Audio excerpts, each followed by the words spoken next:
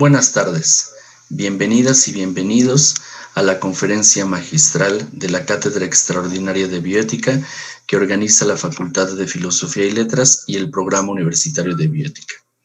El día de hoy tenemos el honor de contar con la doctora Juliana González Valenzuela, quien es doctora en Filosofía por la Universidad Nacional Autónoma de México.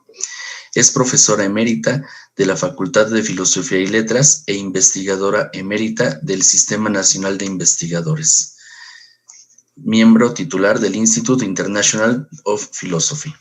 La doctora Juliana González ha publicado 23 libros, de los cuales 8 son de autoría única y 15 como editora y autora, y más de 160 artículos especializados. Ha impartido más de 400 conferencias y ponencias en México y en el extranjero. Entre sus libros de autoría se pueden mencionar Ética y Libertad, El malestar en la moral, El poder de Eros, Genoma humano y dignidad humana, y su último libro, Bios, El cuerpo del alma y el alma del cuerpo. Ha sido profesora del Colegio y el Posgrado de Filosofía de la Facultad de Filosofía y Letras de la UNAM por más de 40 años. Ha impartido cursos y seminarios de ontología, ética, bioética y filosofía griega. Ha ocupado numerosos cargos dentro de la UNAM.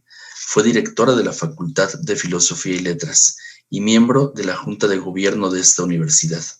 Y fuera de la UNAM, de las juntas de gobierno del Colegio de México, del Instituto Nacional de Medicina Genómica y del órgano de gobierno del Fondo de Cultura Económica. Ha participado también como consejera de la Comisión Nacional de los Derechos Humanos, de la Comisión Nacional de Bioética, de la Comisión Nacional de Arbitraje Médico, del Consejo Consultivo de Ciencias de la Presidencia de la República. Igualmente, fue presidenta de la Asociación Filosófica de México.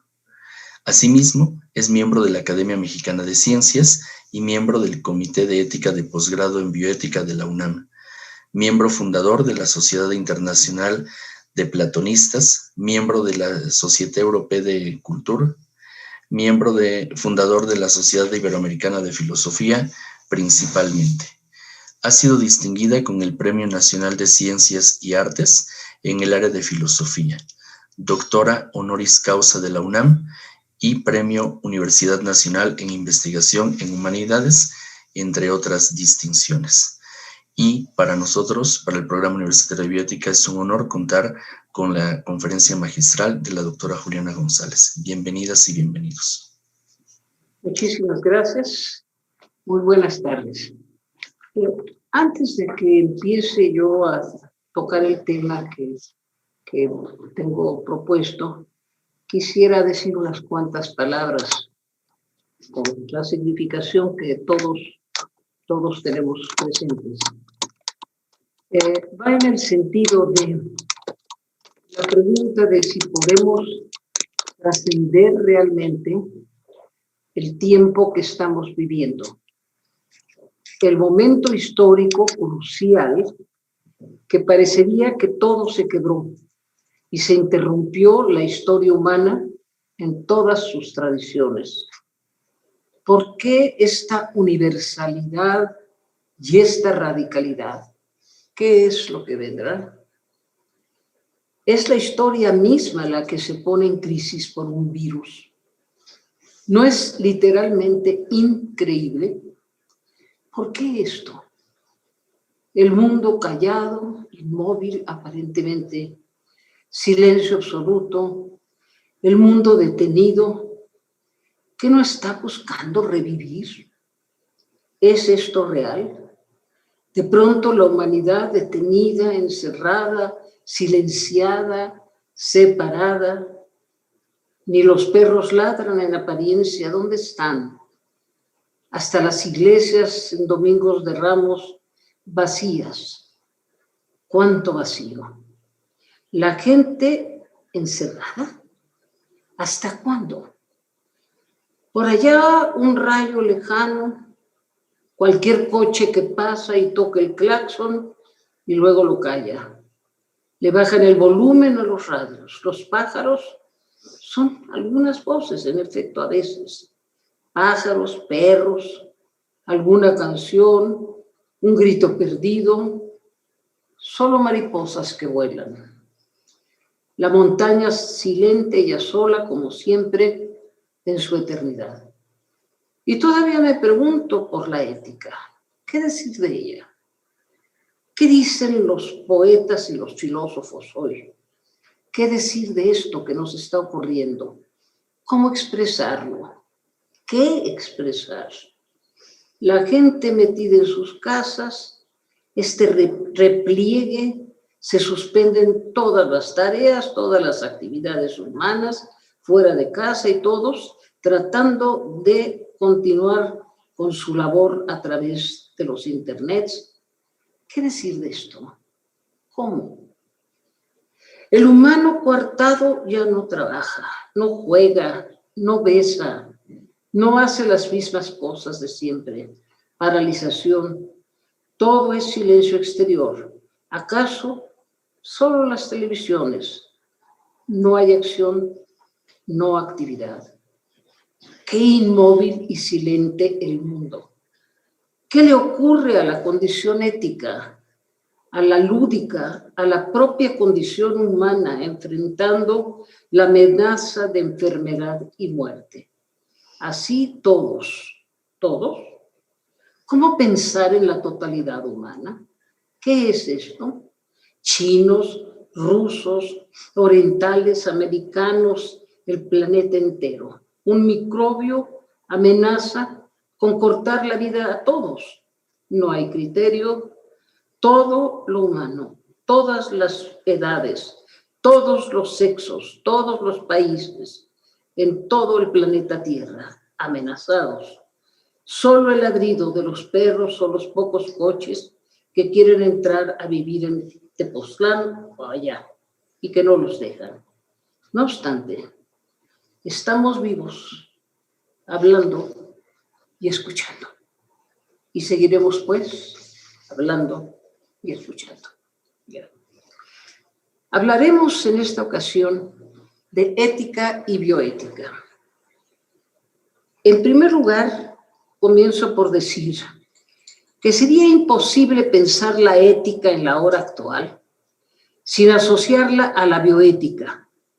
Nos encontramos en una situación de transformaciones radicales que provienen tanto de las grandes revoluciones científicas y tecnológicas que se han producido en los últimos tiempos, como de los nuevos horizontes abiertos por ellas en los ámbitos biológico, biomédico, biogenético y biotecnológico. Difícilmente podría la ética permanecer ajena e indiferente a los conocimientos y a las transformaciones que recaen sobre el universo de la vida, al cual ella misma pertenece. No podría desentenderse de las múltiples interrogantes bioéticas relativas tanto a la vida humana del presente y del futuro, como a la no humana y a los reclamos ético-ecológicos que atañen a la vida del planeta.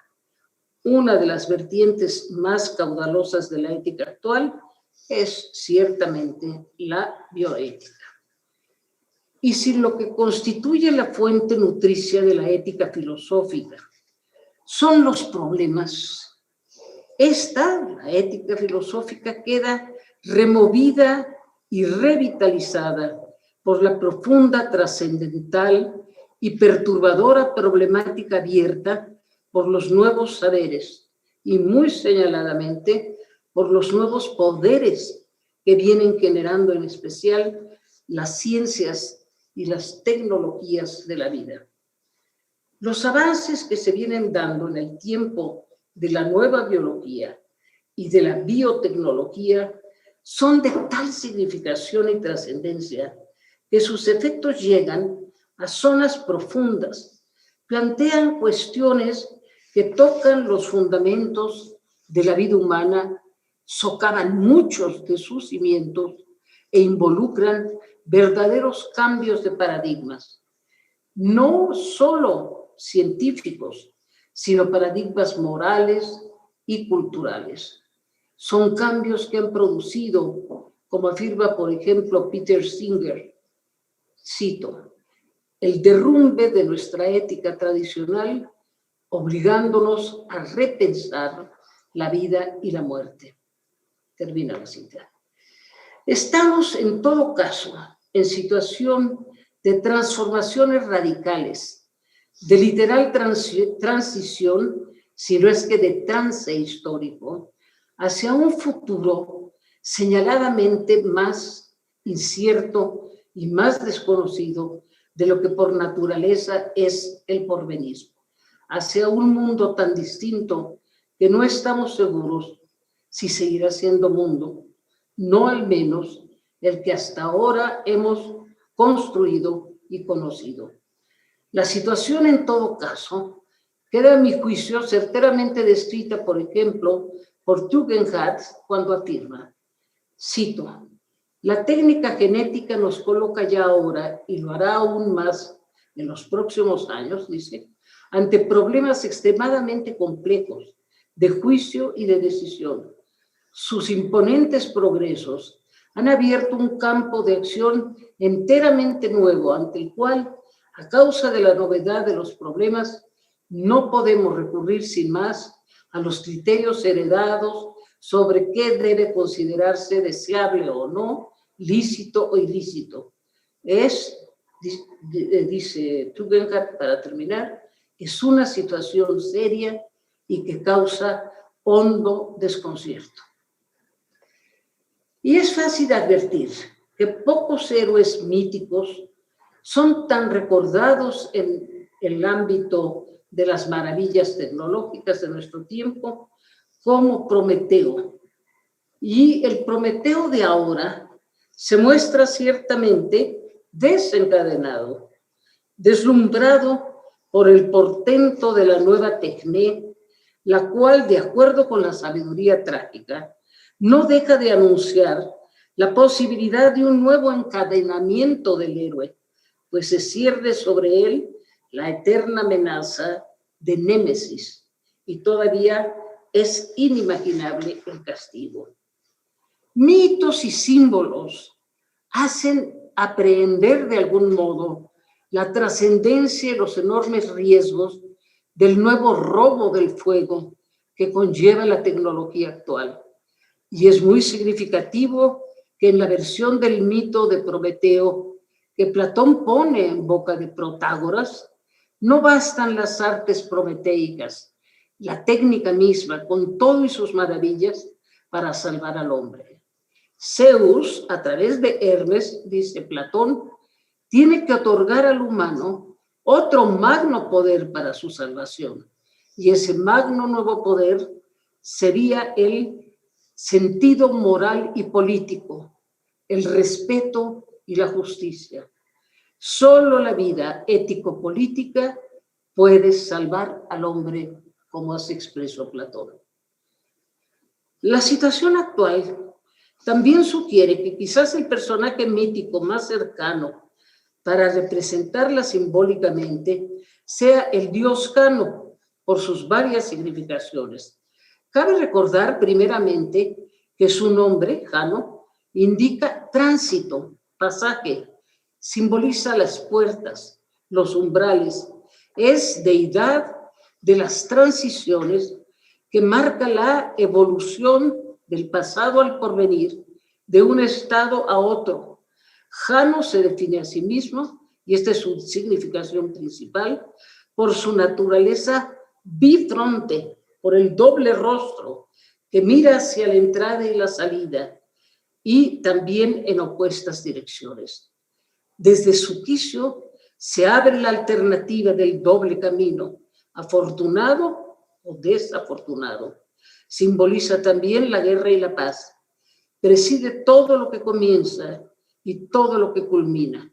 Y las monedas que lo representan llevan impreso en el anverso el doble rostro y en el reverso el barco que navega. La ambigüedad y ambivalencia, la doble contradictoria posibilidad, el carácter bifronte, revelan el significado esencial que a nuestro juicio tienen las creaciones actuales de las ciencias y las técnicas de la vida. Desde luego es el uso del conocimiento donde se manifiestan más claramente e incluso se agudizan las cuestiones del bien y el mal. Y es ahí donde se presentan los más acuciantes dilemas éticos, donde se hacen patentes grandes promesas benéficas para la humanidad, al mismo tiempo que posibles amenazas para ella y para la conservación de la tierra misma. La ambigüedad aquí es ciertamente difícil de disolver, pues ambas promesas y amenazas son ciertas y potencialmente factibles. En un sentido, por lo tanto, resulta imposible desdeñar o menoscabar la importancia y valía de los nuevos hallazgos, la grandeza misma que en su orden representan los extraordinarios avances de la nueva biología. Ella realiza una de las revoluciones más significativas de la historia de la ciencia y no puede dejar de ser objeto de asombro filosófico y de zauma, como se dice en griego. Y en significativa correlación, tampoco pueden desestimarse las pasmosas innovaciones tecnológicas que han hecho posible el progreso del conocimiento y que permiten su aplicación en territorios en verdad insospechados. Parecería así que con estos progresos, es decir, con su poderío tecnocientífico, el ser humano está logrando liberarse hasta límites increíbles del sometimiento a la naturaleza. ¿Liberarse realmente? La respuesta a esta última pregunta es a la vez afirmativa y negativa. Tiene doble faz. Pues así como se rompe la liberación, se reconoce la liberación, también se ha de reconocer, como hace Reyes Mate, el filósofo español, como hace cuando dice, sí, lo cito en un pasaje muy importante. Dice Reyes, la manipulación genética borra las fronteras entre la natura que somos y la estructura orgánica que nos podemos dar artificialmente mediante la manipulación de los genes. Lo que Kant llamaba reino de la necesidad se ha transformado ahora en reino de la contingencia.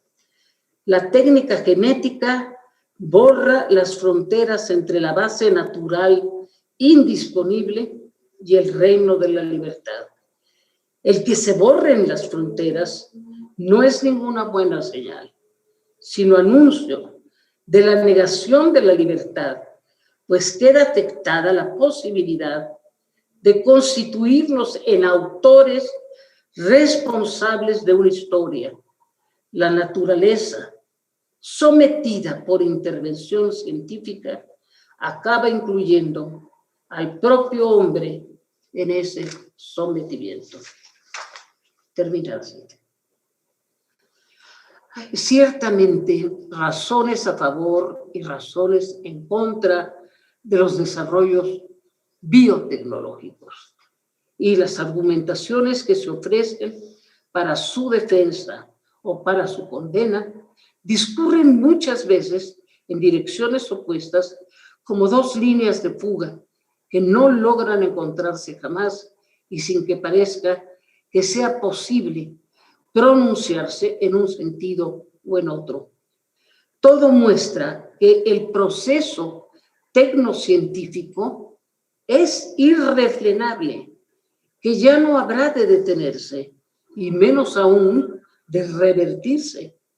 Las prohibiciones solo tienen, si acaso, poder moratorio.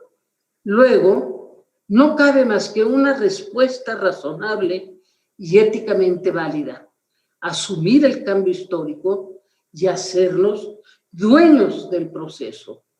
Y esto significa dotarlo de sentido ético, o sea, humanizarlo y racionalizarlo, introducir en él, más allá de la razón científica y no se diga de la tecnológica, los criterios y valores de la razón práctica y de la intuición profunda que aseguren la autonomía y dirijan realmente el desarrollo humano hacia los fines de la vida buena y la felicidad.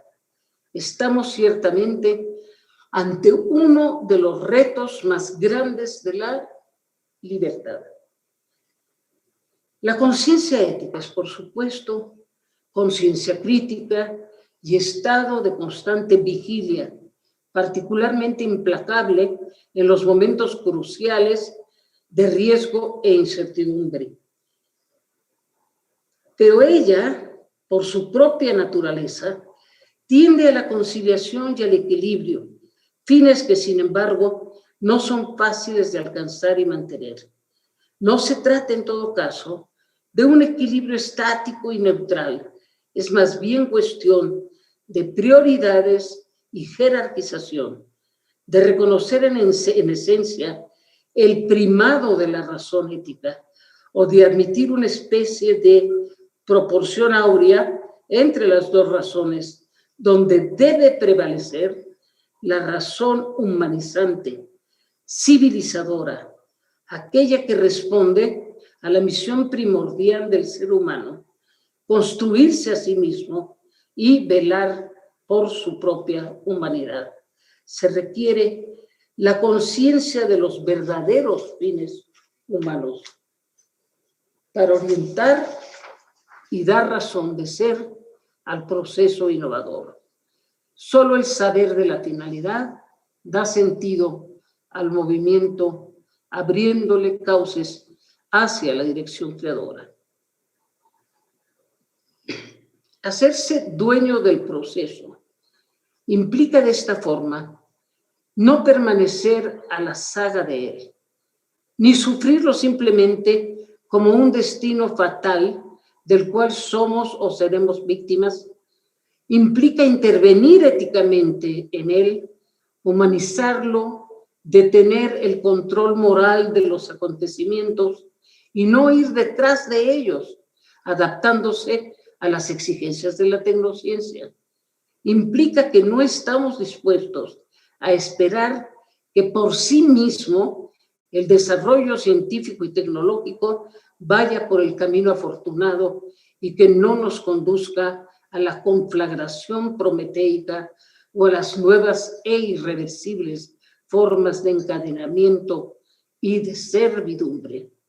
Hacer frente, en suma, a la posibilidad de que el trayecto lleve el rumbo de una imperceptible borradura de la verdadera humanidad del hombre, de modo que solo llegue a sobrevivir otra especie que, si acaso, solo en el nombre recuerde al humano.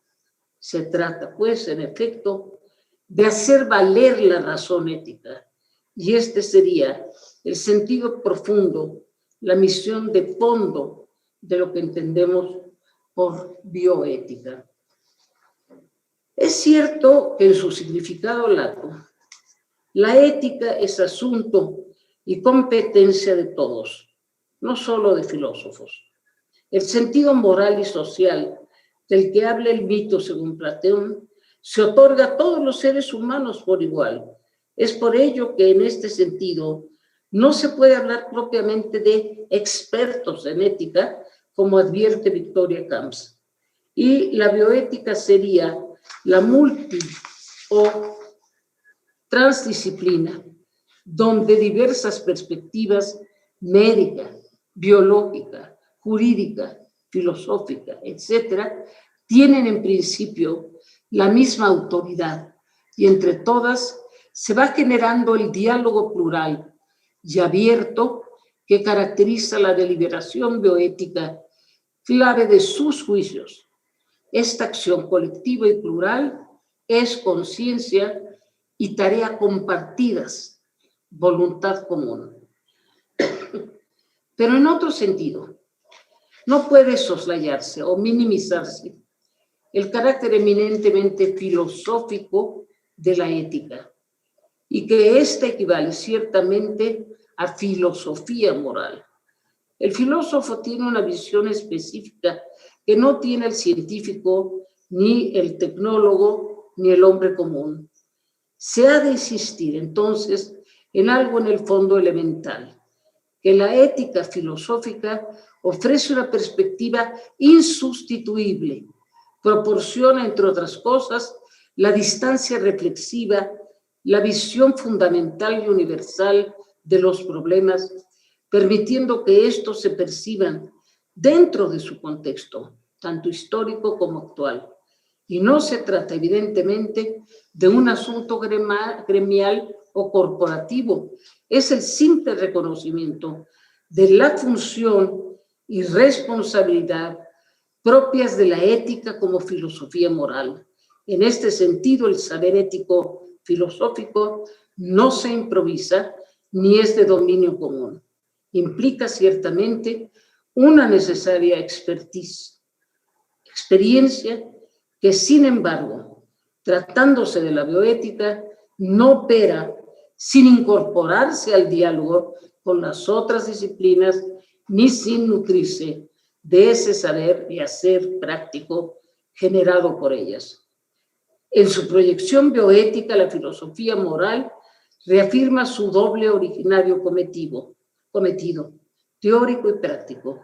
En el orden de la praxis, ella se integra en efecto a ese quehacer múltiple y compartido de estricta razón dialógica, encaminada en este caso al propósito impostergable de racionalizar y humanizar las acciones que surgen en el ámbito de las ciencias y tecnologías de la vida y la salud. Pero por lo que respecta al orden teórico, resulta indudable que la ética del presente no puede dejar de reconocer el carácter inequívocamente ontológico esencial que tienen los problemas bioéticos fundamentales. No parece haber en principio ninguna cuestión de ética o de bioética en la que no subyazga como problema central el de la naturaleza humana, la pregunta planteada por Kant mismo en términos de ¿qué es el hombre? Pregunta que de un modo u otro se refiere al ser y se halla, en consecuencia, inmersa en el contexto general de las más añejas cuestiones filosóficas. Con esto renace el interrogar por la naturaleza física del hombre, o sea, su naturaleza natural, la biológica, como por su physis metafísica, su naturaleza esencial o ontológica, la que define su ser mismo, ambas tan inseparables una de otra como en los tiempos de Tales de Mileto.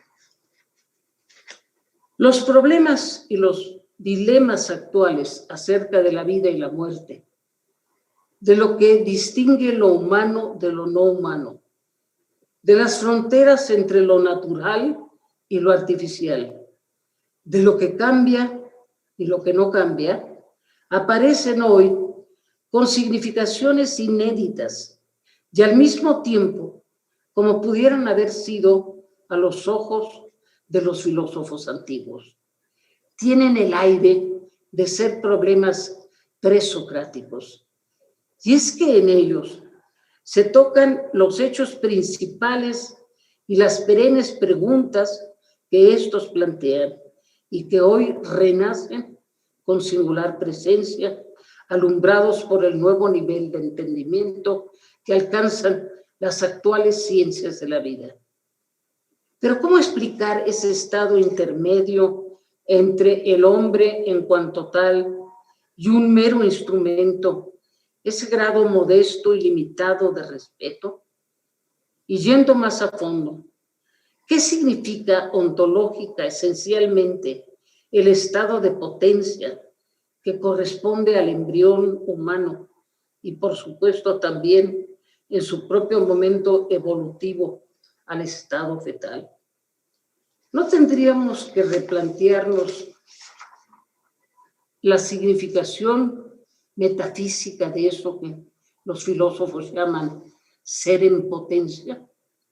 Volver a pensar con Aristóteles, pero también con sus antecesores. El estado embrionario remite a cuestiones ontológicas cardinales que adquieren renovada importancia a la luz de los nuevos conocimientos biogenéticos.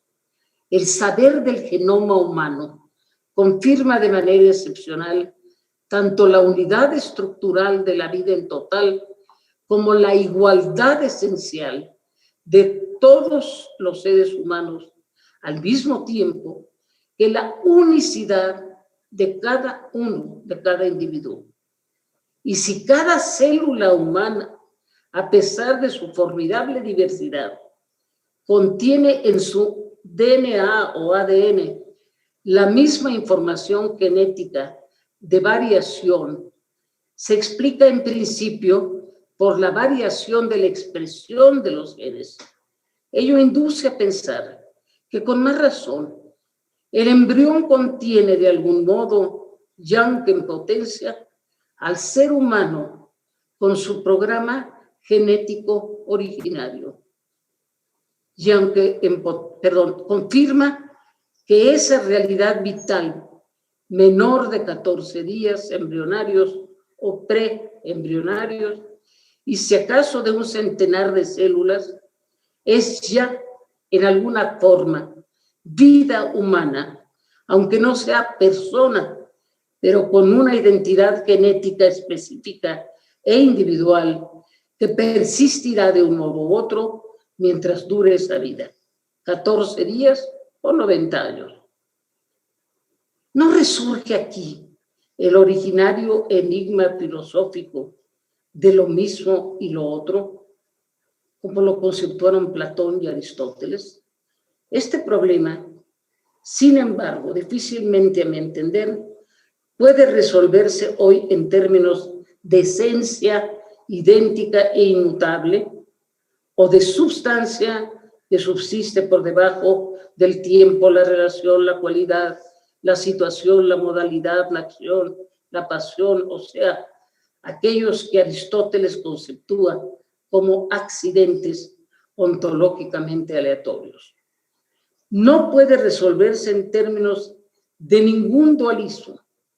En el caso del humano, los accidentes se revelan como sustanciales y en general el ser no es concebible como reificable, como el ansua inerte y cosificado en términos de Jean-Paul Sartre. El embrión es un ser en proceso que se va constituyendo incluso genómicamente mediante el proceso mismo, como bien lo destaca Diego Gracia. Dicho proceso es decisivo, es en efecto constituyente y no constitutivo, como él afirma. Diríamos así, que el patrimonio genético originario de un ser humano no es una realidad estática, sino en devenir. La genética enseña que los genes son lo que son, en tanto que se encienden o se apagan, se activan o se desactivan, se estimulan o se inhiben y reprimen, se expresan o no se expresan. Y ese ser o no ser genético depende a su vez de la información que los genes van recibiendo del medio exterior, ante cuyas influencias no permanecen invulnerables, sino al contrario, esa interacción va definiendo la identidad concreta del ser vivo, la paradójica identidad cambiante. La cuestión fundamental es si hay o no hay un momento privilegiado en el que se logre lo que Gracia llama suficiencia constitucional, por la cual sea ya posible hablar, no antes, de un ser humano, pues solo entonces se cumple con los atributos de su esencia, pues parecería que una de dos: el embrión ya es hombre, con todos los atributos humanos desde el primer instante, o no lo es en una primera etapa hasta que aparecen ciertas condiciones biológicas que ya definen de manera definitiva la esencia humana. En la primera opción hay esencia desde el primer instante. En la segunda no la hay, en esa etapa previa, prehumana, pero ella aparece en un momento determinado del proceso. Y no cabría una tercera posibilidad, que sería pensar no en términos de esencia, sino de un proceso en que se conjugan dialécticamente desde el primer instante ser y devenir. Ya desde Hegel, como se sabe, la filosofía reconoce que no hay nada ni dentro ni fuera del universo que no esté sujeto al devenir. Y son múltiples los caminos fenomenológicos, hermenéuticos y dialécticos que ha emprendido la ontología, la filosofía en general, desde el siglo pasado, para dar razón del ser en proceso, de la temporalidad constitutiva, del ser en relación, del ser en el mundo y el ser con, el ser del límite, del ser en situación. Aunque también es digno de destacarse el resurgimiento que en el pensar contemporáneo ha tenido no solo la ética aristotélica, sino su metafísica y en especial su concepto ontológico de ser en potencia. Solo que es necesario recordar que si para alcanzar la comprensión ontológica del devenir, el genio aristotélico dispuso del concepto de dynamis o potencia, correlativo al de energía o acto. Esta categoría vendría a culminar el parricidio iniciado por Platón en el Sofista, donde reconoce o se reconoce que el no ser no es la nada, sino un modo del ser mismo. El ser en potencia es y no es al mismo tiempo, y por ello puede explicar el cambio de lo real. Ya el fuego heraclitiano habla de la realidad como que cambia permaneciendo y que permanece cambiando. Cambiando reposa, dice Heráclito. Hay permanencia sin duda y en este sentido hay ser, pero lo que permanece no es algo aparte del cambio mismo. No, es la misma realidad la que permanece y cambia lo uno por lo otro. De ahí que se trate más bien de mismidad que de identidad. La primera incluye la alteridad y la alteración, o como lo precisa el filósofo Eduardo Nicol, la mismidad es duración, no es estabilidad, sino persistencia temporal del ente en su propia entidad. La mismidad es un concepto temporal. Termina la cita de Nicol. Es dentro de categorías dialécticas y no esencialistas que puede comprenderse que el embrión o el feto sea y no sea hombre, que desde el inicio de la vida embrionaria esté en alguna forma presente la condición humana, pero que los distintos momentos o etapas del proceso de gestación no sean ontológicamente diferentes y de ahí que no lo sean tampoco éticamente, pero se trata de reconocerle esencialidad a todo el proceso desde su génesis y no de dividirlo en dos, uno previo y otro posterior a la esencia humana.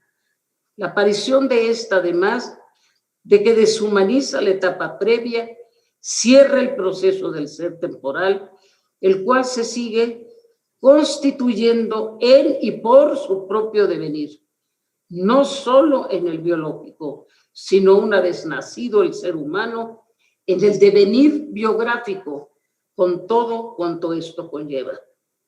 Esto explica así la paradoja de que el embrión humano no pueda concebirse con el mismo estatus ontológico, moral y jurídico de una persona como tal, se halla en otro estadio ontológico, pero que tampoco pueda soslayarse que esta vida potencial, que es y no es al mismo tiempo, sea irreductible a cualquier otra materia biológica, ni aceptarse, por tanto, que pueda ser concebido como una mera cosa susceptible de un manejo indiferente y puramente instrumental. No hay corte o fractura en la continuidad del devenir, o mejor dicho, en el paradójico continuo, discontinuo del devenir, mismo y otro a la vez, ciertamente. La alteración es ontológica, no es accidental.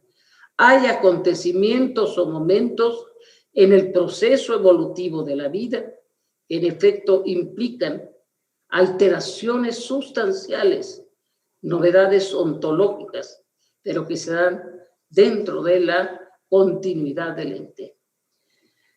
Dicho de otra forma, el embrión humano posee un modo de ser propio en que predomina ciertamente el estado potencial y no actual. Es un no ser que, sin embargo, es.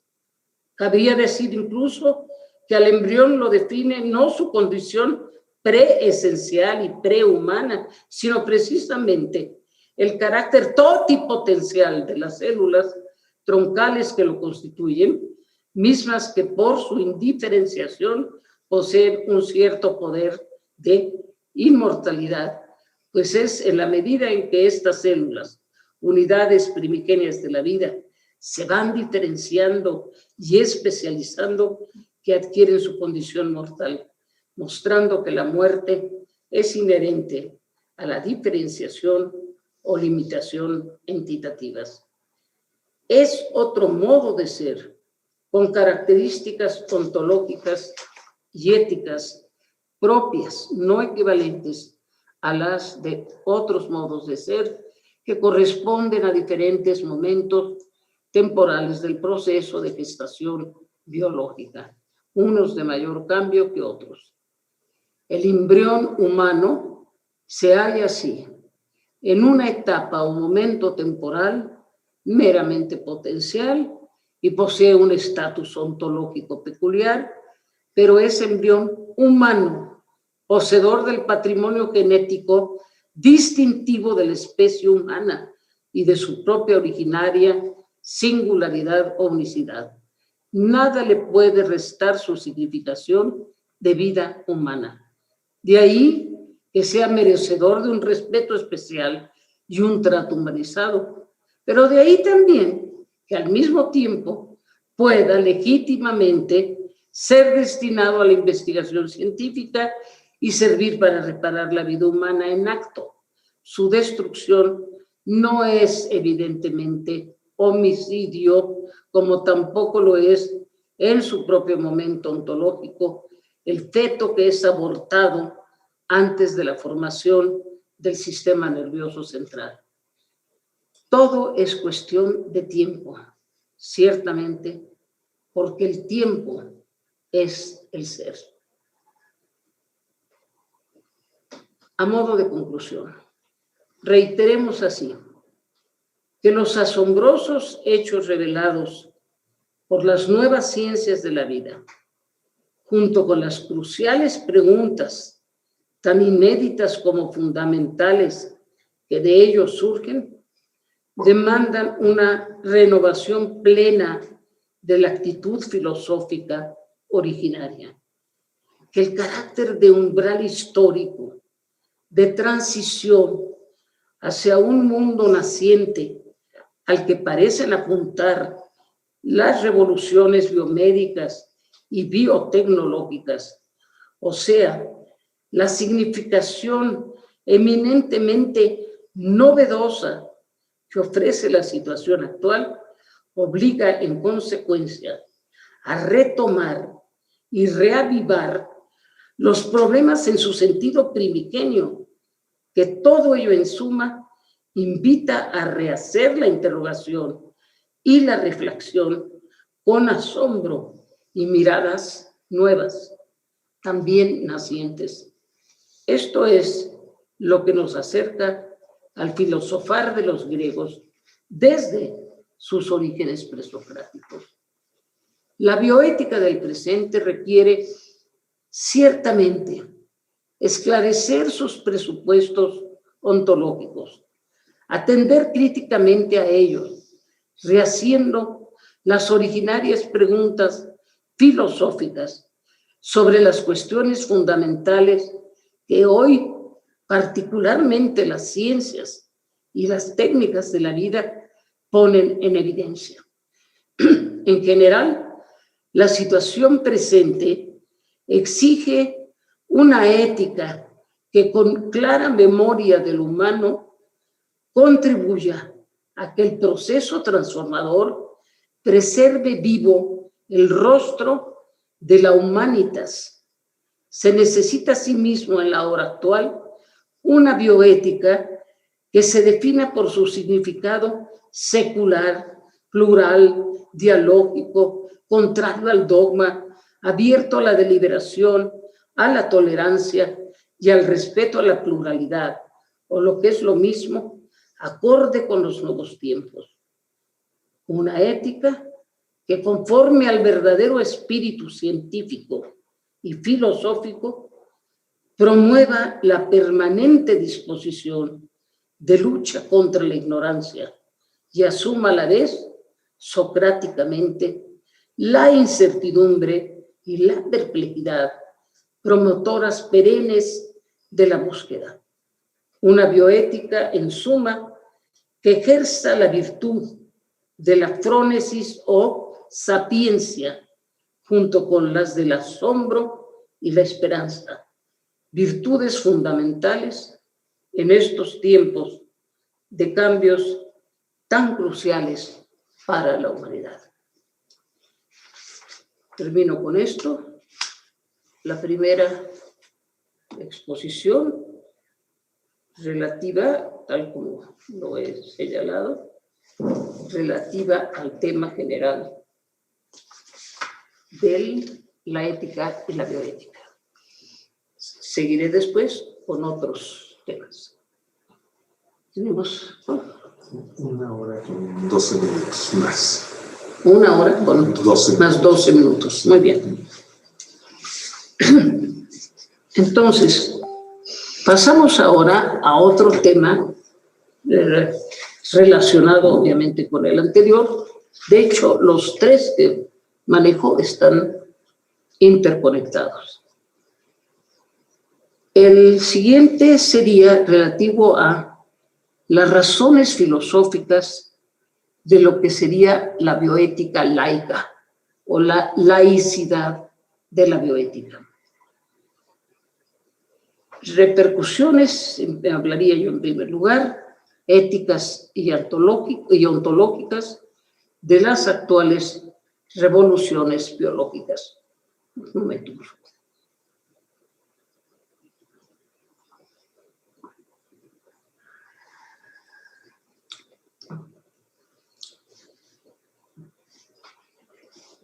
Los nuevos reconocimientos biológicos de la naturaleza en general y de la naturaleza humana en particular, o sea, los revolucionarios descubrimientos de la biología evolutiva, de la genómica y de las neurociencias, que serían, digamos, los tres grandes apartados de la revolución científica actual, ponen en crisis estos descubrimientos saberes y valores centrales de la civilización occidental, un poco lo hemos estado señalando ya también en el pasaje anterior, ponen en crisis saberes y valores centrales de la civilización occidental, en tanto que repercuten en los cimientos de ella. Se trata ciertamente de nuevos conocimientos biológicos que cambian nuestro saber de la vida en general, obligando a repensar ontológicamente lo que por naturaleza es el hombre. O, dicho de otra manera más sencilla, repensar la naturaleza del hombre, pues de cómo se conciba esta, dependen de un modo u otro la cultura y los valores que prevalecen en la sociedad. Y no solo cambia nuestra tradicional concepción del mundo y de la vida, sino que con el progreso científico y tecnológico, como sabemos, surgen nuevos poderes para intervenir materialmente en los más diversos ámbitos y niveles de lo viviente, alterando lo dado. La filosofía del presente, y en especial la ética, está obligada a incorporar las nuevas verdades y las nuevas potencialidades de las biociencias, así como a destacar las repercusiones de fondo, teóricas y prácticas, que conllevan los inéditos conocimientos que han traído consigo estos tres grandes avances científicos intrínsecamente interconectados. Estos tres, de los que hablaré enseguida. El primero de ellos es el necesario reconocimiento desde Darwin de la naturaleza evolutiva de la vida. Ciertamente, la temática que toco en este otro pasaje tiene el antecedente de todo lo que se ha dicho en el pasaje anterior. Repito, pues, el necesario reconocimiento desde Darwin de la naturaleza evolutiva de la vida, del hecho de que ésta se va generando en y por el tiempo, por el cambio, transformándose y diversificándose en las infinitas formas de realidades vivas, hecho que trae consigo admitir que las especies no son esencias inmutables, como lo he destacado en los pasajes anteriores, sino que constituyen un singular proceso mediante el cual unas formas de vida dan lugar a otras, todo ello regido por la ley fundamental e indefectible de la lucha por la supervivencia, clave decisiva del fenómeno de la vida que pone en cuestión las concepciones creacionistas. Si tenemos presente el proceso entero, el proceso complejísimo que maneja Darwin, ¿cómo es posible que todas las especies animales, en general vitales, pero desde la animalidad, cómo se van generando de unas especies, dar el nacimiento a otras y otras y otras, y cómo así va creciendo el todo de la vida? Cuando tenemos esto presente, obviamente estamos atendiendo a esta idea de que la vida se va autotransformando desde sí misma en un proceso mágico, misterioso, extraordinario y francamente increíble. Pero, segundo, por un lado, el descubrimiento de la estructura del DNA que se dio en 1953, del ADN o DNA, en español es el ácido desóxido ribonucleico, la estructura del ADN, de la genómica, o sea, es la estructura de la genómica, así como de la proteómica, que es el hallazgo considerado como la revelación del secreto de la vida. Tengo la impresión, además, de que en estos estudios que se han realizado dentro de esta esta concepción de quienes están ahora presentes, que en este proceso se ha tenido ya conocimiento, se ha hablado de justamente todo el proceso genómico de la transformación de lo que es la vida en esto que sería su aspecto biológico primordial. Entonces, volviendo al tema, la revelación del secreto de la vida implica reconocer que en su sustrato bioquímico la vida es esencialmente igual en todos los seres vivientes. Repito, la vida es esencialmente igual en todos los seres vivientes. De ahí que pueda afirmarse que desde el punto de vista genómico hay entre todos los seres vivos algo en común, al grado que pueda decirse que el ADN o DNA del ser humano habla el mismo lenguaje del ADN de una planta o una mosca. Esto a su vez conlleva la aparente paradoja de que tal igualdad originaria se exprese en la infinita diversidad de los seres vivos, particularmente en la infinita variedad de los individuos dentro de cada diversidad. La vida es una, en su infinita diversidad, y es infinitamente diversa en y por su unidad. Por otro lado, se revela que el secreto de la vida está escrito como un código o programa biológico en el que se contiene genéticamente definido y predeterminado lo que cada ser vivo es como especie y como individuo. En el genoma estaría contenido aquello que hace ser lo que se es: bacteria, caballo, hombre. Dicho de otro modo, en ese escrito genético se halla la información de lo que tradicionalmente se ha entendido como esencia. Eso es justamente todo lo que el filosofar de todas las tradiciones ha entendido por la esencia. Y en el caso del ser humano, estaría también inscrita en su cuerpo su alma. Y es fácil advertir que estos nuevos conocimientos cuestionan la convicción de que el hombre ha sido creado imago Dei, o sea, como imagen de Dios, y en general se pone en tela de juicio la existencia de un mundo trascendente. Este punto lo tocaremos después en la tercera parte. 3, que no es esta, sino del otro texto.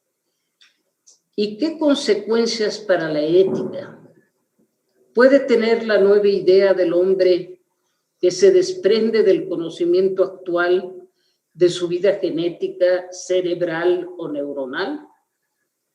Lo principal es que por todos los caminos científicos se ha cuestionado, si no es que invalidado, el dualismo de sustancias, cuerpo y alma, materia y espíritu, necesidad y libertad, naturaleza y cultura. Hoy el cerebro se hace visible para la ciencia gracias a las revolucionarias tecnologías que hacen posible verlo por dentro y vivo. Son visibles sus emociones, visibles entre paréntesis, sus emociones, sus decisiones, sus palabras, sus procesos pensantes, volitivos, sus valoraciones, sus memorias. Tenemos acceso a este órgano por múltiples vías tecnocientíficas que permite saber dónde están unas memorias, dónde unas decisiones, etc. Hoy se le comprueba como un microuniverso extraordinariamente complejo y sutil, que configura una prodigiosa red por donde circulan en sincronía señales eléctricas y sustancias químicas, las cuales al mismo tiempo que comunican y dan unidad al cuerpo humano, van produciendo la vida mental en el sentido más amplio de lo que sea la mens o psique para los griegos. Y se sabe asimismo que el cerebro humano conserva los momentos de la evolución de la vida, a la vez que revela las innovaciones evolutivas que lo configuran y lo distinguen para dar lugar a la especie Homo sapiens en su identidad irreductible. El propio Darwin sostiene que estamos condenados a vivir dentro de nuestro cerebro con el cerebro de los animales que nos han precedido en la evolución. Son ciertamente evidentes las profundas implicaciones ético-filosóficas que tiene este nuevo saber científico. Desde luego resulta comprensible la fascinación que despierta en especial el nuevo conocimiento del cerebro humano. Ella podría explicar la consecuente tentación de absolutizar los poderes del hombre neuronal, desembocando en posiciones monistas y reduccionistas, tal como se expresan, por ejemplo, en las siguientes expresiones de algunos de los más connotados neurobiólogos. Voy a citar, son 3 citas. La primera es de Francis Crick, de uno de los genios. Dice: tus alegrías y tus penas, tus recuerdos y tus ambiciones, tu identidad y tu libre albedrío no son sino el comportamiento de un vasto conglomerado de células nerviosas. ¿Se imaginan lo que esto está significando para toda la historia de la humanidad, para todo lo que hemos creído, sabido, sentido, esperado a lo largo de los siglos y milenios? Tus recuerdos, tus penas no son más que el comportamiento de un vasto conglomerado de células nerviosas. Otra cita de Churchill, de ella. El cerebro es una cosa que piensa, siente, elige, recuerda y planifica, y es extremadamente improbable que exista un alma o mente no física que realice el pensar, sentir y percibir. Solamente existe el cerebro físico y su cuerpo. Tercera cita, esta es de Dennett, la tercera. El origen de la mente humana ha de ser atribuido a algún proceso firmemente anclado en la sólida base del materialismo y de la selección natural, como una grúa, y no a un misterio o un milagro, como si fuera un gancho celestial. O sea, hay que pensarlo justo como una grúa y no como un gancho celestial. Bueno, después de estas 3 citas que son tan expresivas, viene a esta nueva comprensión biológica del ser humano como hombre natural, hombre genético, hombre neuronal, sobreviene, como era previsible, una fuerte reacción en defensa de los fundamentos y los valores tradicionales, ante todo de sus bases y concepciones religiosas. Se ha dado así el surgimiento y la expansión de una bioética conservadora y confesional, la cual se funda, por un lado, en la idea de una verdad revelada y su moral inmutable, así como en los dogmas de fe y la autoridad eclesiástica. Esto da lugar, a su vez, a una comprensible y lamentable confrontación entre la bioética conservadora y los avances y cambios generados día a día por las ciencias de la vida y sus poderes biotecnológicos. Tal oposición se expresa ante todo en el afán de detener, prohibir o al menos postergar o dar moratorias a la investigación y al progreso del conocimiento científico. Se origina, por tanto, el distanciamiento entre bioética y ciencias, que se expande en varias latitudes, reavivando el fantasma del oscurantismo y la lucha entre la ciencia y la religión. Paralelamente, sin embargo, se despliegan también las concepciones estrictamente laicas de la bioética filosófica y científica, que buscan salvaguardar principios, normas y valores éticos desde una perspectiva racional y a la vez empírica, autónoma y realista, fenomenológica y conciliada con los grandes hallazgos de las ciencias de la vida y sus posibilidades biotecnológicas. Encontramos así dos principales trayectorias filosóficas de la bioética laica, una que ha sido decisiva para la consolidación de la bioética en su esencial laicidad, que discurre por los caminos de la ética liberal, así como del utilitarismo, el pragmatismo, la analítica, principalmente cercana a la tradición filosófica anglosajona, que es seguramente la dominante, aunque también a algunos desarrollos de la posmodernidad.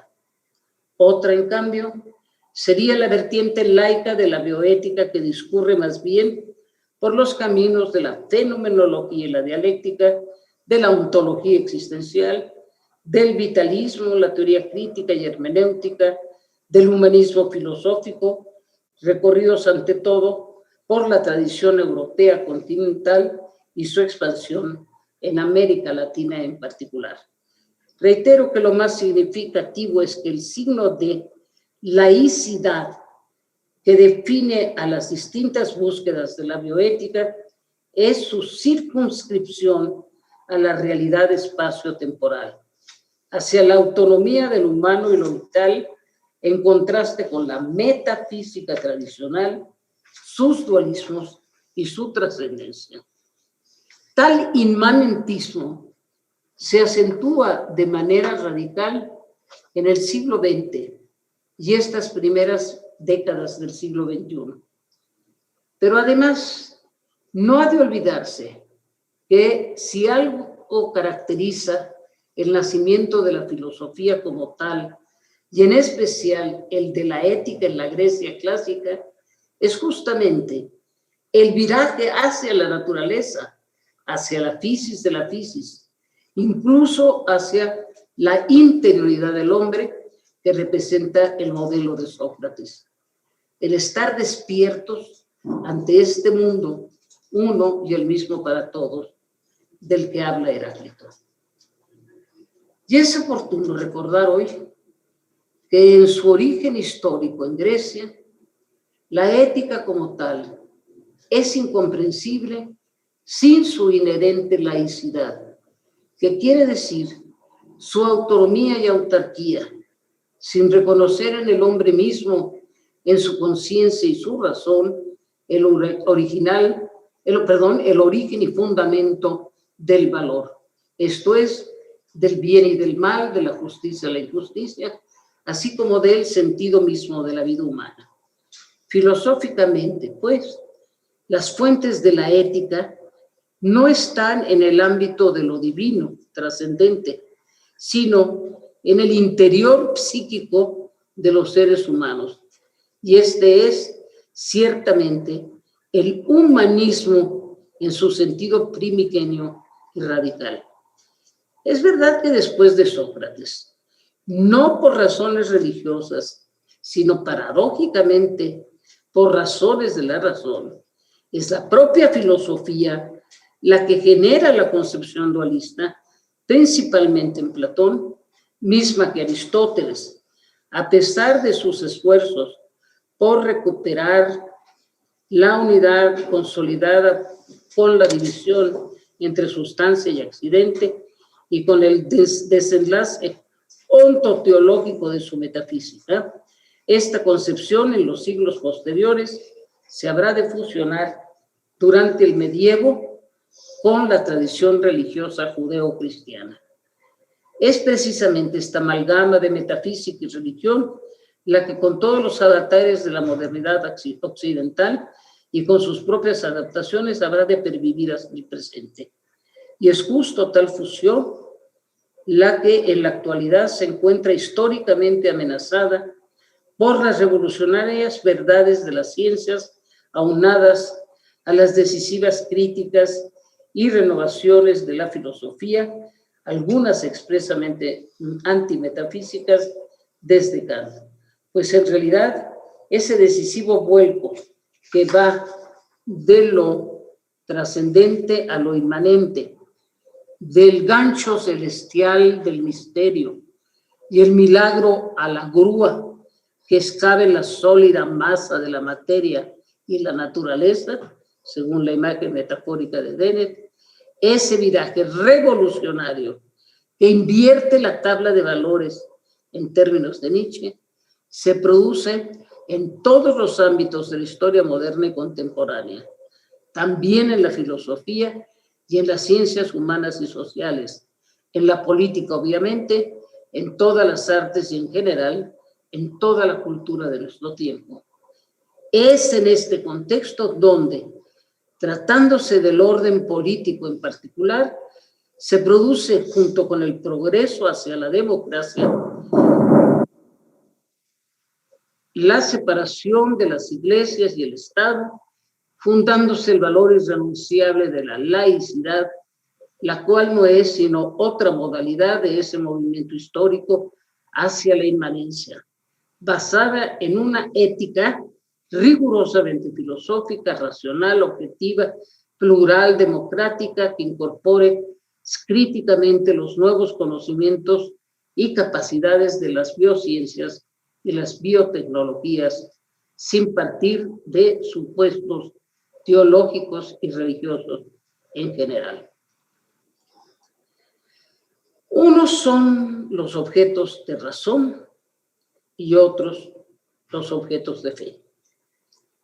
El irreversible giro histórico, que, como vengo diciendo, representa la modernidad, no significa no religión, sino independencia para la filosofía y el saber científico de todo credo y todo dogma, así como de toda apelación a una realidad trascendente, inmaterial e intemporal. El laicismo no sería antirreligión por el hecho fundamental de que la fe no se discute. No cabe discusión ni discrepancia entre razón y revelación, entre la búsqueda de verdades relativas, históricas y cambiantes, como son las verdades científicas y filosóficas, y las verdades de fe. La discusión, el debate y contrastación, la dinámica de consensos y disensos, así como la necesaria historicidad e intercomunicación, son inherentes al lenguaje de los hechos, a la argumentación y comprobación de las propuestas científicas o filosóficas, siempre abiertas y corregibles de las experiencias comunes. Solamente en estas condiciones cabe el diálogo crítico, incluso con las bioéticas no laicas o confesionales, en tanto que éstas comparten hechos y problemas suscitados en los marcos del mundo fenoménico, temporal y material. En síntesis, así, la laicidad tiene un significado ético ella misma y una bioética laica posee, entre otras, estas notas distintivas. 1. El imperativo de racionalidad y con él de rigor, espíritu crítico, objetividad, conciencia histórica y social. 2. El reconocimiento fundamental de la pluralidad o diversidad de perspectivas y posiciones y la consecuente disposición a asumir la propia relatividad, al igual que la perfectibilidad del conocimiento científico y filosófico, siempre en proceso, sin obtener logros únicos, definitivos y absolutos. 3. La aceptación de la necesidad de la duda, la problematización, la pregunta, inherentes al espíritu filosófico y científico, lo cual se halla particularmente intensificado en las cuestiones de bioética, pues estas en particular son expresión de un estado de tránsito histórico o de transformación profunda del conocimiento y de las prácticas médicas, tecnológicas, sociales, así como de la idea del hombre y de su mundo natural y cultural. 4. La conciencia de la pluralidad y diversidad de la vida hace patente la exigencia de hacer de la tolerancia una auténtica virtud, lo cual solo es posible cuando ella no se entiende en términos de soportar o aguantar, sino de aceptar y respetar, comprender y asumir el derecho a la diferencia interhumana. Pero tolerancia no se entiende tampoco como indiferencia, pasividad o mero eclecticismo. La aceptación de la pluralidad no implica aceptación y ejercicio de la intolerancia misma, que se expresa en las posiciones dogmáticas, prepotentes y fundamentalistas. Bioética laica más allá de dogmatismos. Laicidad, como venimos diciendo, no es antirreligión, pero sí antidogmatismo y antiabsolutismo, y señaladamente lucha contra la imposición de un punto de vista sobre todos los demás. Todo lo contrario de lo que significa obtener consensos mediante el diálogo abierto y plural, imposición que suele ser no solo de carácter moral, una moral, sino también legal y político. Cabe concluir así que tampoco desde una posición laica es válido rechazar toda otra forma de conocimiento que no sea el de las ciencias positivas, o sea, el dogma que considera el saber científico como la verdad. La ética y la bioética no pueden discurrir ni en contra ni al margen de las ciencias de la vida, pero sí en un ámbito vital, cognoscitivo y cultural mucho más amplio y complejo que el circunscrito a la visión científica. El saber de la ciencia no cancela las posibles razones tradicionales ni la sabiduría moral y cultural que provienen de otras fuentes del pensamiento y de la experiencia histórico-social del ser humano. No hay cancelación por una razón fundamental, porque no se cancelan las incógnitas, los problemas que han preocupado siempre al ser humano y que hoy incluso se intensifican y multiplican precisamente por la novedad de los hallazgos científicos y el poder de las nuevas tecnologías. No se cancelan las incógnitas, sino al contrario, no se minimiza siquiera las magnas preguntas que han motivado y motivan las búsquedas humanas por distintas vías, de las cuales la ciencia representa un camino supremo, obligado e insustituible, pero no el único ni total. Significativamente, por lo demás, la ciencia misma desemboca en la conciencia del misterio, de los últimos enigmas para los cuales la razón comprometida con la verdad no tiene todas las respuestas. Los problemas no se agotan ni se despejan del todo en la búsqueda científica, sino que notablemente ella los incrementa. En este sentido, ciencia y filosofía llevan en su núcleo la sabiduría socrática del saber y no saber simultáneos. Cada nuevo conocimiento pone luz en lo desconocido, al mismo tiempo que revela nuevas sombras y misterios. Precisamente por ello, ni las ciencias naturales, ni las ciencias humanas, encabezadas por la filosofía, pueden rebasar los límites de la experiencia y la razón con la pretensión de develar el misterio. Solo pueden constatarlo y reconocerse a sí mismas en su limitación. Es en este sentido en el que también el propio conocimiento científico revela, junto con el misterio, eso que puede llamarse el prodigio del ser, no en sentido religioso ni trascendente, sino en la naturaleza misma tal y como es percibida y valorada por las ciencias humanas. La vida en especial es motivo de asombro y maravilla. Zauma le llamaron los griegos, es motivo de zauma, hecho que es en el fondo inacible, intocable en su última razón de ser. Y es en este sentido, y solo en este, en el que la ciencia y la filosofía también pueden hablar de la sacralidad de la vida, desde un ángulo estrictamente laico, o sea, como aquello que es digno de supremo respeto y veneración, y es objeto de experiencia común.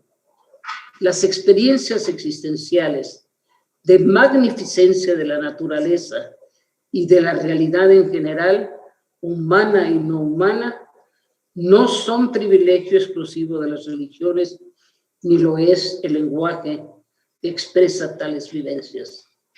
Desde la ciencia y la filosofía, la vida humana es concebida, en especial por las neurociencias, como un episodio de la evolución que ha creado un prodigioso cerebro, un universo neuronal capaz de conciencia y entendimiento, de riqueza emocional, de valoración, decisión y acción creadora propia del Homo sapiens. Ese universo donde la vida se hace consciente de sí misma y obtiene el poder de transformarse a sí misma. Fase culminante del espectáculo en movimiento de la realidad de este mundo. Resulta imposible así entender la bioética laica y la laicidad en general en un sentido meramente cientificista y racionalista, y no se diga meramente pragmático, prescindiendo de la dimensión simbólica, cultural, axiológica, en que de hecho existe la humanidad. Tal dimensión es también, como la de las biociencias y las tecnociencias, inmanente, objeto de experiencia y de razón fenomenológica, histórica, hermenéutica, psicológica, sociológica y eminentemente filosófica.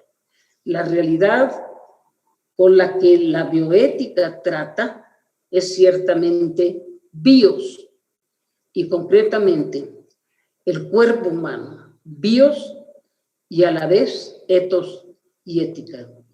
La interdisciplinaridad es ciertamente inherente a la bioética, y esto implica su necesaria y difícil condición de puente unificador entre las ciencias biológicas y las ciencias humanas y sociales.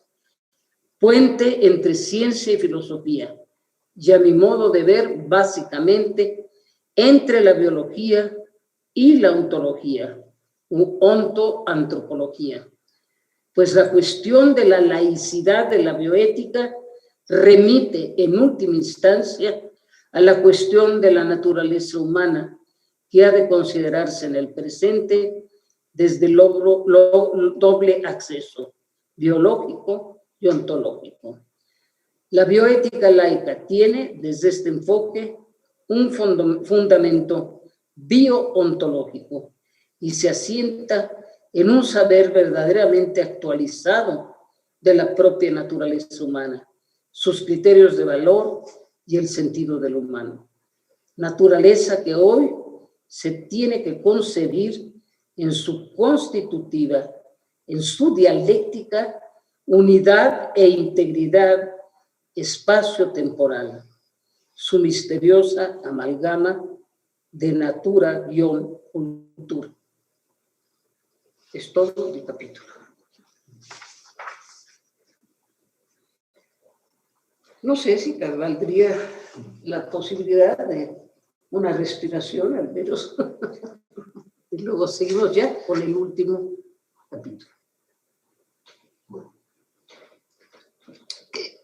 Es más breve, de hecho.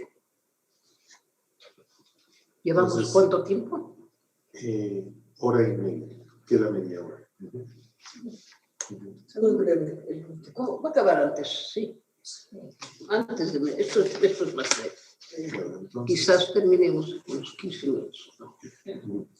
Muy bien. 15 minutos. El último punto sería hacia un renacer del humanismo. ¿Es posible pensar en el humanismo cuando nuestra posmodernidad proclama con múltiples voces la muerte del hombre y el advenimiento del posthombre, del transhumano o el no hombre? Más aún, cuando amenazan los poderes de la descomposición nanotecnológica. Desde el Renacimiento, año tras año, siglo tras siglo, han corrido al menos dos cauces paralelos. El de la creciente identificación del hombre con su razón, la cual significativamente llega a ser adorada en algunos templos de París como la diosa razón. Y el otro que es el de aquella potentísima corriente por la cual las ciencias van cumpliendo con creces el apotegma de Francis Bacon. Conocer es dominar. Dominar y explotar el planeta, sus tierras, sus cielos, sus mares. Devorar todos los recursos naturales. Dominar la materia, dominar la vida, dominar el universo. Ha nacido y crecido, también sin límites, la nueva tecné, ahora estructurada como tecnología, tecnociencia, nanotecnología, etc. El humanismo degenera así en antropocentrismo, con los vicios y equívocos de este también ilimitados. Por esta vía, el humanismo se va consumiendo en su propia desmesura, que los griegos llamaron hibris. Pero por otro lado, ¿cómo podrían desestimarse los innumerables prodigios y maravillas que el hombre Faber ha sido capaz de inventar y producir? ¿Cómo no reconocer el genio y la grandeza del ser humano, capaz con su tecnología de transfigurar materialmente la naturaleza y cambiar al grado en que lo ha hecho la faz de la tierra? ¿Cómo no apreciar y celebrar los avances en el orden de la salud y la prolongación de la vida, en el ámbito de toda clase de comunicaciones, lo mismo cercanas que inmensamente lejanas, lo mismo reales que virtuales, los progresos alcanzados en tantos y tantos niveles teóricos y prácticos, enriquecedoras de las formas de vida humanas? Pero a la vez, ¿quién no podría advertir el paradójico y grave empobrecimiento que ha generado esa riqueza y opulencia, producto del maridaje entre el economicismo y la tecnología, entre la econocracia y la tecnocracia. El empobrecimiento de las grandes mayorías humanas, ajenas y enajenadas de tales bienes y bienestares. Empobrecimiento y devastación del propio planeta.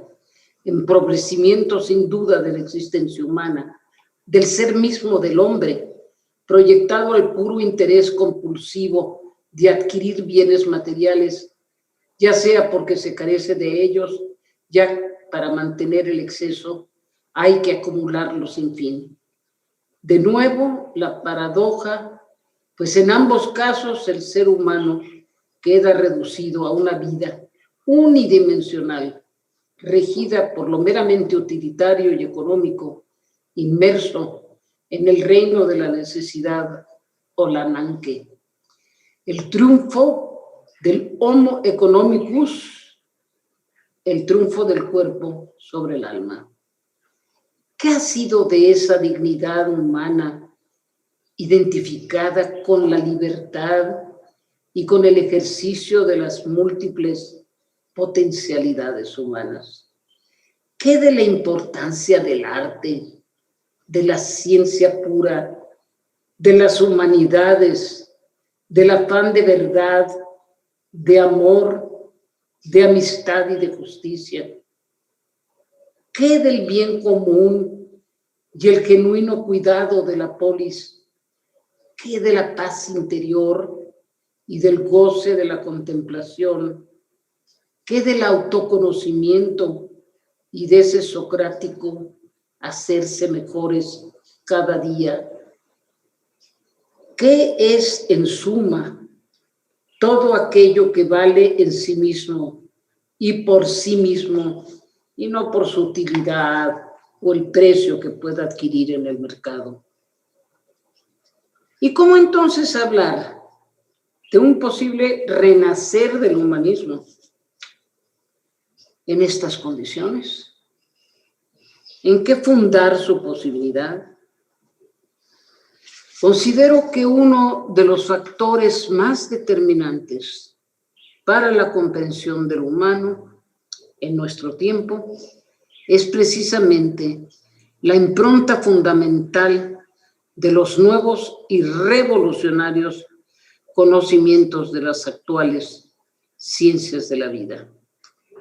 Lo más relevante y decisivo para el tema del humanismo es que en sus propios avances las biociencias han ido profundizando y sacando a la luz la extraordinaria riqueza y complejidad de la naturaleza del hombre, desde su perspectiva biológica y por las tres vertientes de la evolución, la genómica y la neurociencia, han ido confirmando el carácter unitario de la naturaleza humana, reafirmando el monismo, pero al mismo tiempo, y esto es lo que importa, la irreductibilidad del humano, su especialidad y señaladamente su índole no propiamente determinista ni sujeta a una causalidad lineal.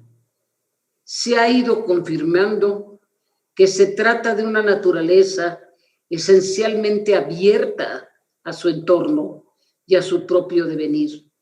Los genes se activan o desactivan, tanto el genoma como el cerebro humano se definen por su plasticidad, por su capacidad de ser moldeables y alterables en función de sus interacciones con el mundo y su experiencia vital.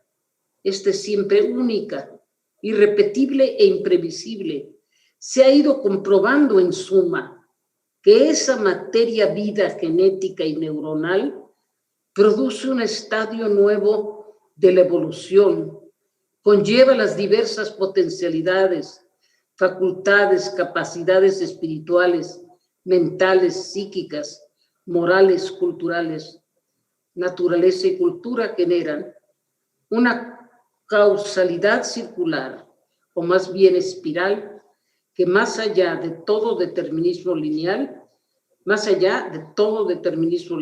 absoluto y cerrado. La naturaleza cerebral está programada para conocer, para hablar, para pensar, sentir dentro de un registro enorme de emociones, programada para ver por medio de las neuronas espejo al otro en sí mismo y comprenderlo en lo que tiene de otro y de semejante. Está programada para deliberar, anticipar, decidir y actuar, para transformar el mundo y transformarse a sí misma. Es poiesis y autopoiesis. Tiene memoria inmediata. La experiencia temporal deja huellas neuronales. Tiene capacidad de anticipar el futuro, el propio y el del universo, significativamente para su existencia, para anticipar su muerte. Esta está programada, incluso paradójicamente, para desprogramarse o reprogramarse. Se halla en aparente contrasentido, programada para la libertad.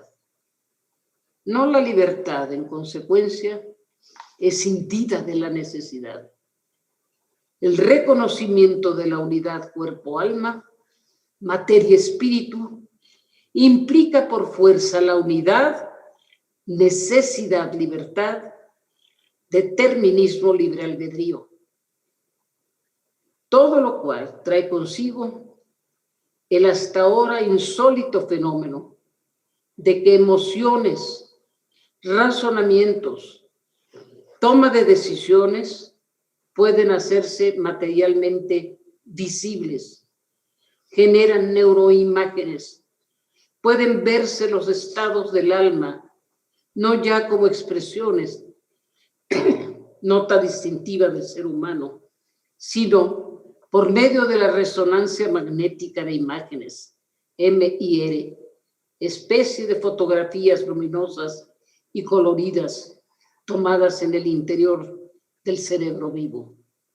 Por medio de la resonancia magnética funcional puede verse el amor, el miedo, el deseo, los sentimientos morales, mapearse el lenguaje, las preferencias políticas, la mentira. Espíritu materializado, materia espiritualizada, el cuerpo del alma y el alma del cuerpo. De esta asombrosa implicación dialéctica, de esta unidualidad en que consiste el ser humano, tanto biológica como ontológicamente, apenas comienzan a dar razón las ciencias contemporáneas y la filosofía misma, apelando a conceptos como categorías, monismo de doble aspecto, monismo anómalo, exocerebro, dos modos de la misma sustancia, etc. Pero todo lo contrario ocurre cuando el desarrollo científico y filosófico alcanza una superación tanto de los dualismos como de los monismos naturalista o materialista.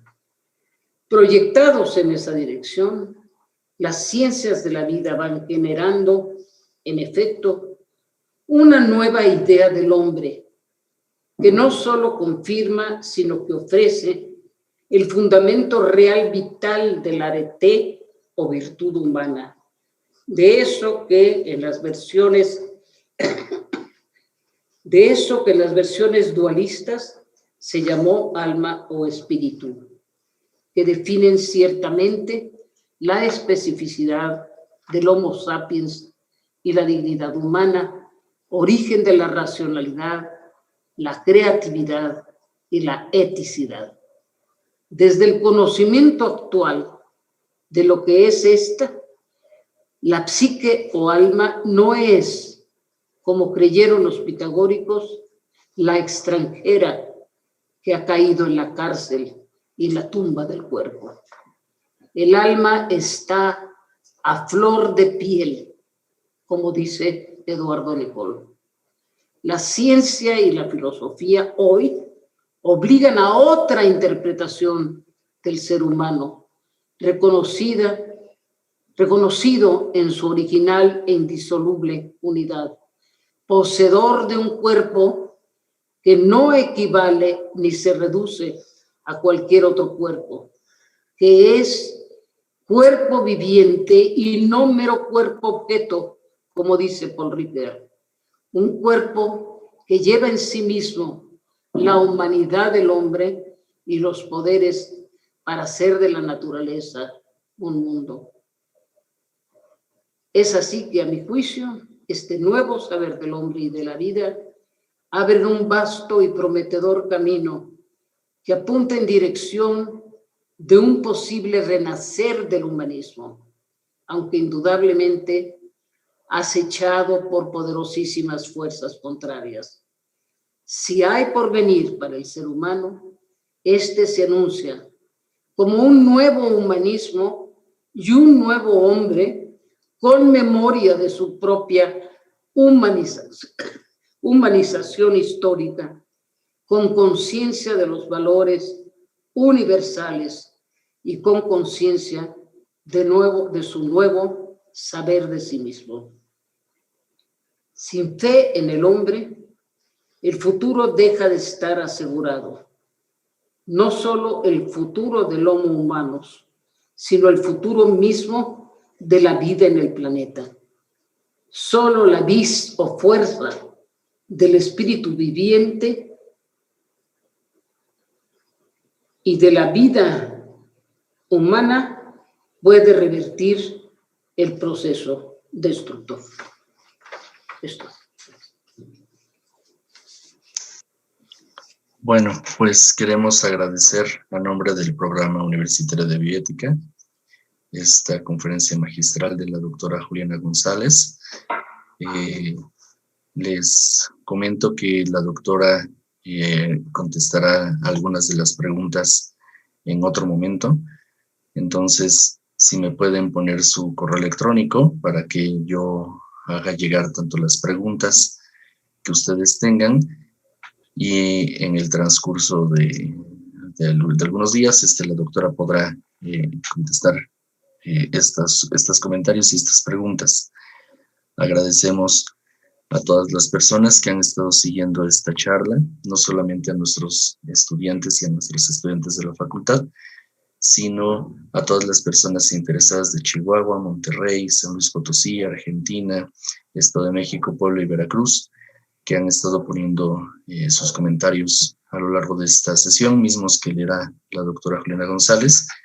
Y también quiero informarles que con esta sesión se termina esta cátedra de extraordinaria de bioética del semestre 2021-1, pero iniciaremos el próximo 9 de marzo una nueva cátedra de bioética en este mismo medio y canal.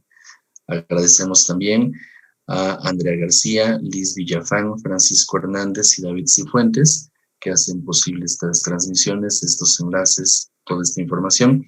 Y pues a nombre de la doctora Paulina Rivero Weber, titular y directora del Programa Universitario de Bioética, quiero agradecer a la doctora Juliana González por esta brillante participación, por esta charla, que seguramente dejará a muchas personas pensando y resonando estas palabras.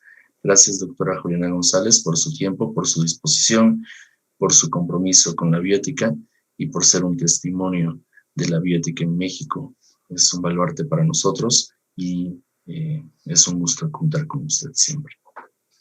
Bueno, ¿qué puedo decir? Gracias a ustedes, en primer lugar, a Paulina, mi queridísima amiga, compañera de estudios filosóficos y de estudios éticos también.